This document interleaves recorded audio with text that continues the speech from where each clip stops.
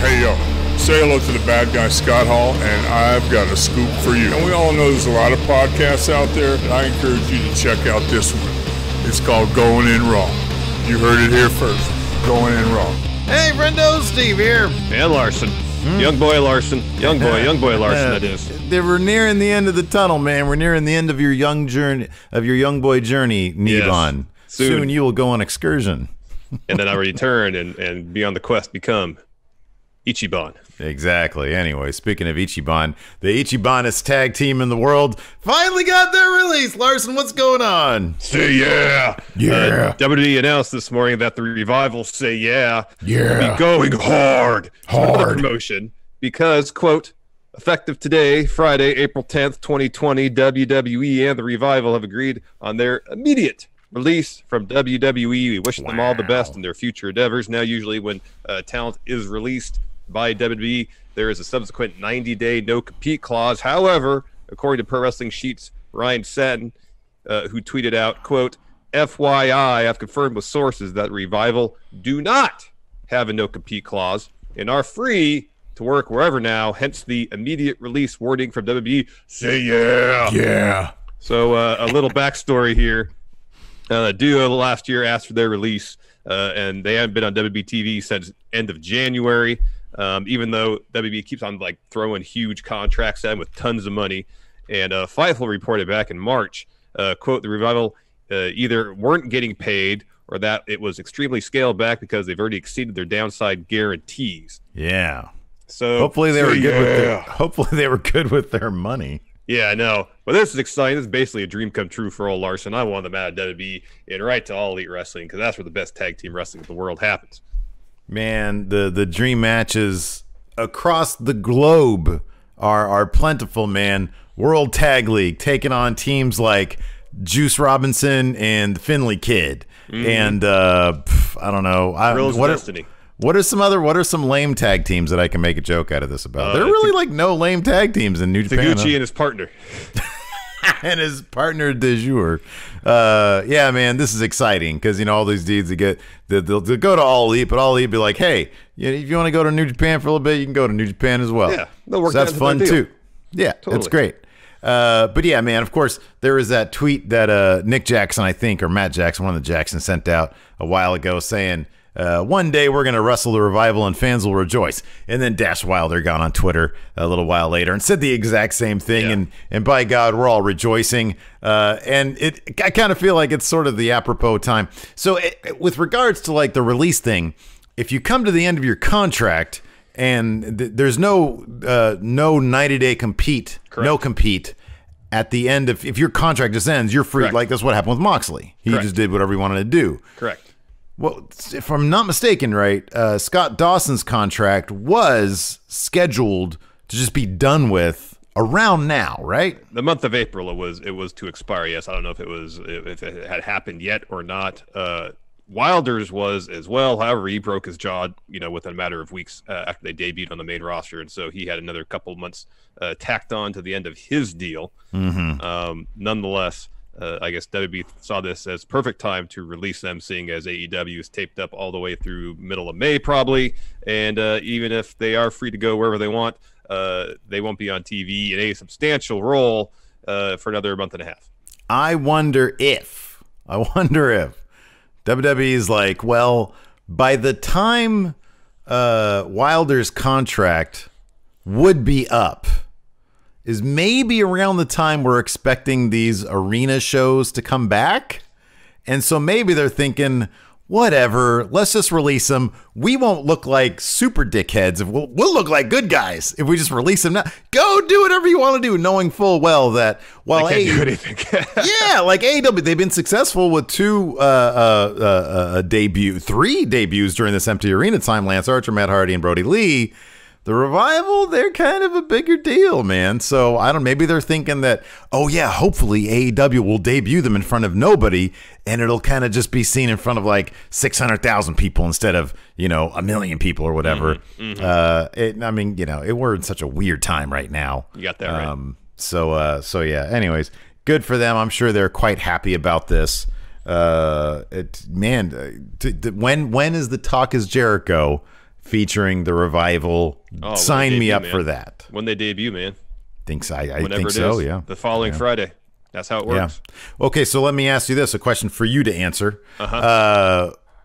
Now that they have been released, when do you think they're going to debut? Are they going to wait for a big show? Like, no, they're going to do it immediately. Huh? No, I think they're going to do it immediately. I mean, the most they could do between now and, mid-May? They've taped already, yeah. Yeah, would be to do some vignettes, to tease, but then assuming they're in a position where they could do another round of tapings following, the stuff they already have in the can being aired, I wouldn't be surprised. They just like, all right, let's just keep going with what we want to do.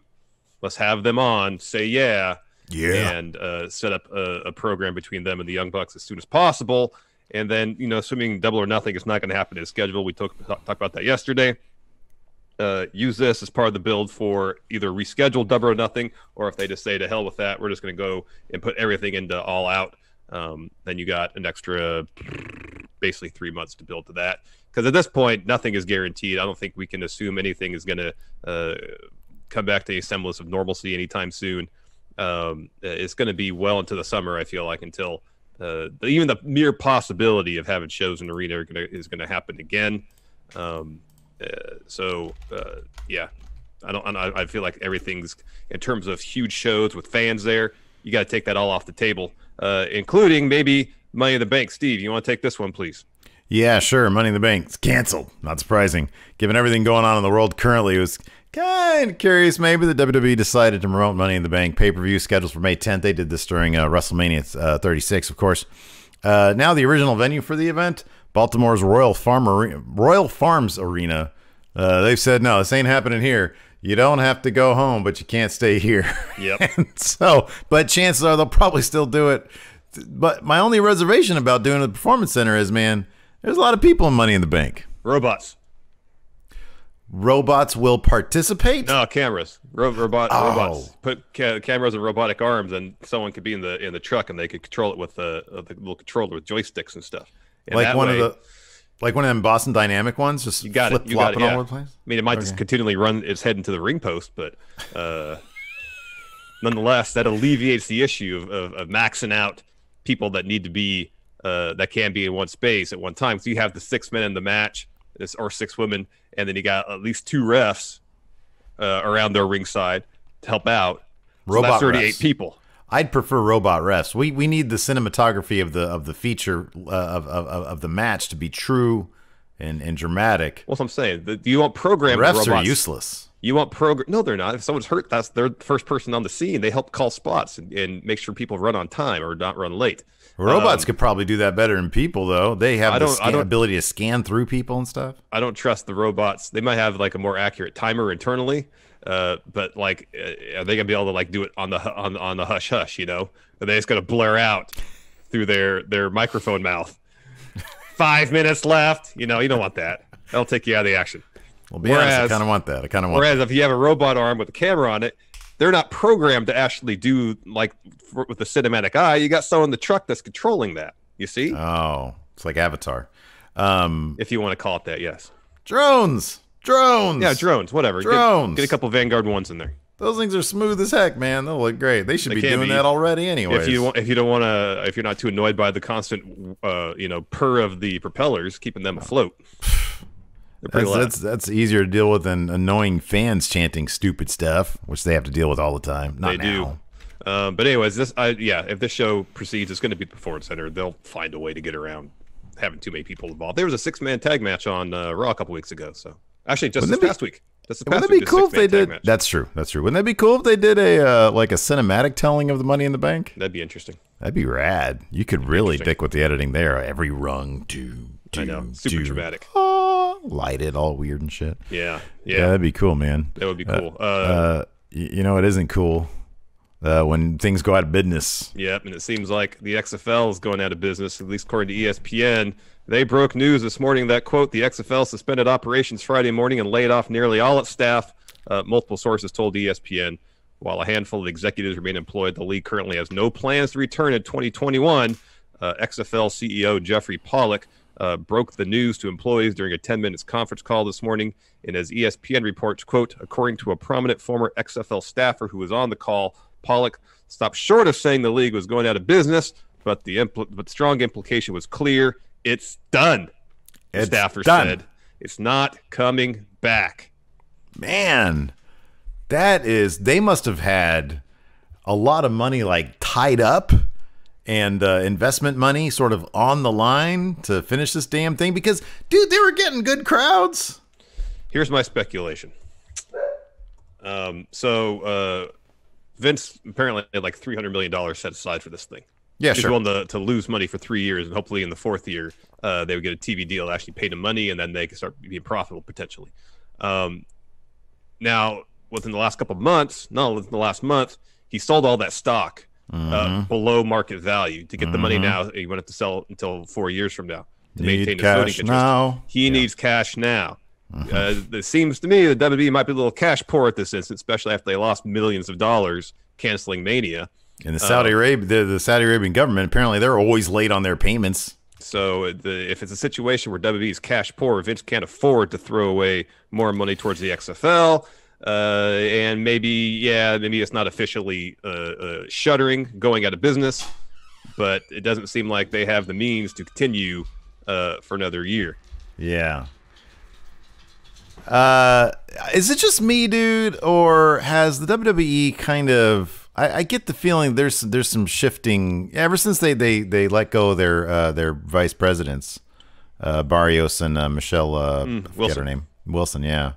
I just get the feeling that things aren't going as swimmingly as they were like a year ago. I mean, it's obvious with the stock price. That much is obvious. Yes. That being said, I just get the feeling that it's things might be turning around in like the wrong direction. I mean, everybody's getting affected by this pandemic thing, and nobody could have predicted that this was going to happen. But I wonder if it's hitting them at a really bad time. Yeah, there's a lot of company upheaval internally. Yeah.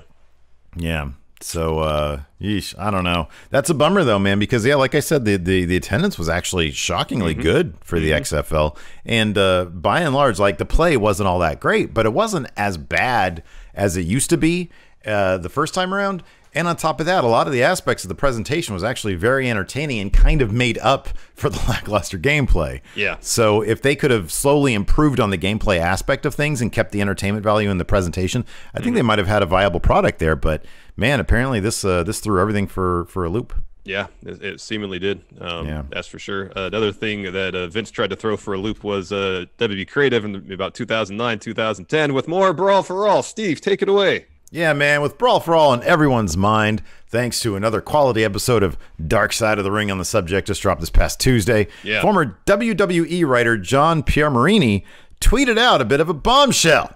Vince wanted to revisit Brawl for All. He said this, quote, funny story. While on creative in either 2009 or 2010, Vince wanted to do another Brawl for All with the guys competing on NXT. If you remember the Nexus angle from the season with the season 1 competitors, that would be your pool, I guess, of guys competing in this. So the NXT in its original format, and then he had to be talked out of it. We know who was in season 1 of NXT? Wade Barrett. Bare knuckle brawler, legit bare knuckle brawler. I wonder if they were just like, hey. This guy's he was used to fighting in barns, I guess, underground situations, back in across Europe, and that's kind of crazy. So I mean, like if the original idea for the original Brawl for All is to have Dr. Death win and be a huge star springing out of that, so he was like legit tough guy. You have Wade Barrett, who is a legit tough guy and a legit fighter, winning that new season of Brawl for All. I mean, they thought huge star to be made.